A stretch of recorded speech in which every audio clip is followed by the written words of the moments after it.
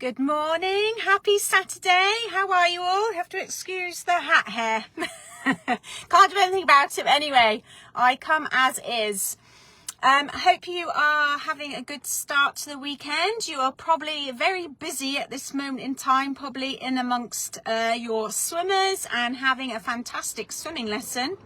But I thought before my day rolls away with me, I am just waiting for my son. I'm just picking him up.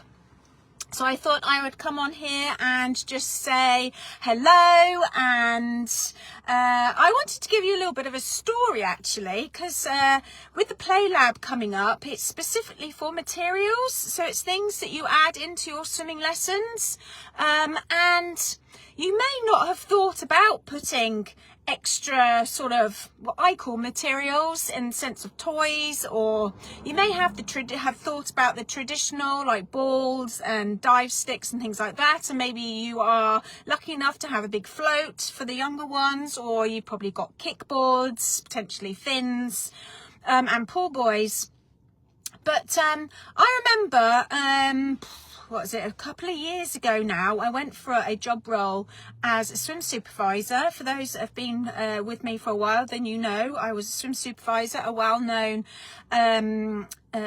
franchise company, if you like, and I was very excited because I was thinking, oh, what a great role, and they were needing some help with their growing their swim program. So I thought, oh, brilliant, it's another string to my bow. I would love to be able to do that. What a great opportunity. So I did it, and I knew at the back of my mind, I was just like, oh, I'm working for somebody, you know, I'm so used to working for myself, and I've got all these tricks in my you know, tricks up my sleeve already. I don't really need this, but I thought, why not something different? And I always like a challenge, because I always like to challenge myself. So I was ready to go. I had to do a certain amount of my hours were in the pool, and that was fine because I really wanted to do that. And I went into their swim cupboard, and expecting, because it's a well-known club, they charge a lot of money for membership, and it has a prestigious, come across as being very well-known and high-end. They've got members that are pretty much business owners, and you know, so it's that sort of clientele. So it's very different to a leisure centre or a council-run place. So I was thinking, oh, they're going to have, you know, quite a bit of good kit that I'd be able to use. And I was thinking, I was really quite excited to see what sort of things that they had. So anyway, I walked into my swim cupboard, which is interesting in itself. And I literally had, and no joke here, I literally had an old bucket that was, you know, those laundry buckets that you can get.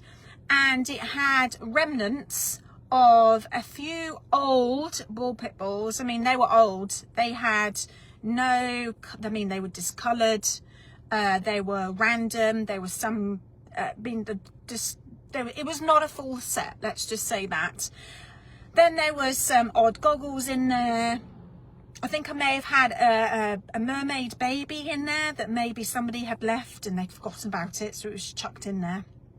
Then I had some hoops, some dive hoops that were, I think there was maybe 3 of those. And then there was some random float numbers. They were quite big, big EVA foamed, you know, hefty number. Were they numbers, or maybe there were a few letters in there, but if not a full set of them. And I was thinking, oh, okay. And then I had half chewed up kickboards. Did I have a few noodles? I may have had a few noodles, but not many. And then half pool, you know, the small size pool buoys, buoys, whatever you want to call it. And that was it. I mean, literally. And I was thinking, what am I going to do with this? And how am I swimming teacher supposed to do swimming lessons with just this kit? Couldn't believe it.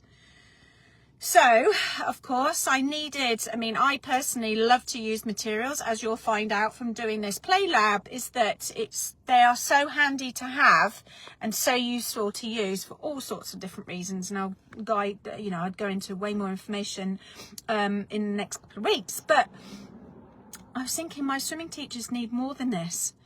So anyway, I put a little bit of a kit together that was generic, that was at first not themed, and it was ball pit balls and ping pong balls and a few other things that I added to it. And I literally every week would turn up with a box of kit, like a kit bag, full of loads of different things in there that my swimming teachers that were part of my team, that were wanting to deliver fun lessons for these swimmers, they were able to use those. Because otherwise, I don't know how their lessons were. No wonder their swimming lessons weren't as popular as they should have been. And what the swimming teachers were doing and using before is beyond me. So I take my hats off to them. Maybe they did bring in their own little kit. But then, not to go on too long, but as time went on, I then sort of started adding extra things as well.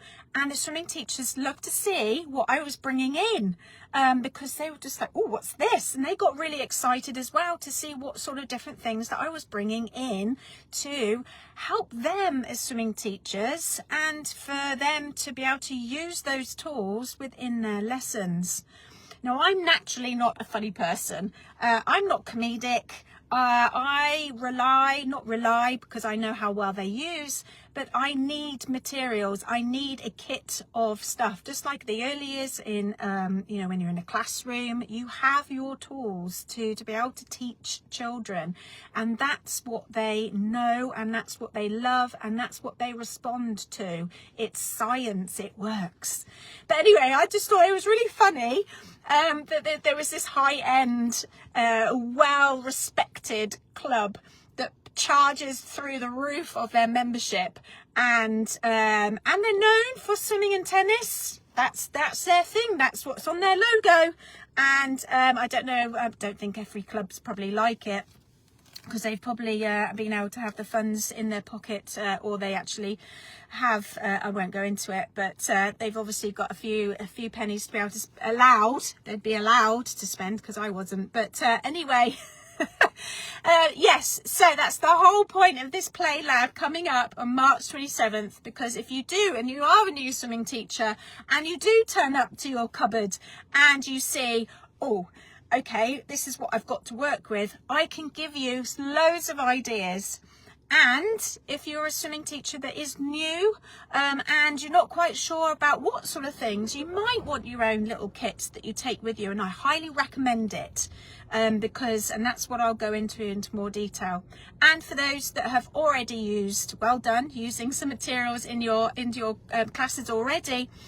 But there are some fun ways that you can add an extra dynamic to it. Anyway, I'm looking forward to it. So I'm so excited because I love talking about all of this. And for those that know me, I can talk for England about it. So please join me if you haven't registered. Please sign up, because you're going to love it. Even if you think you're teaching and you might not be able to make all the lives, that's okay, because as long as you come into pop-up group, you're going to be able to watch the replays. And there's a couple of days in between to be able to finish off, because I will have each day some little tasks for you to work on, and it's for you to work on. It's not for me to pick apart to see what you're doing wrong, or what you are doing right, and what you should be doing right, and all this, that, and that's not the whole point of it.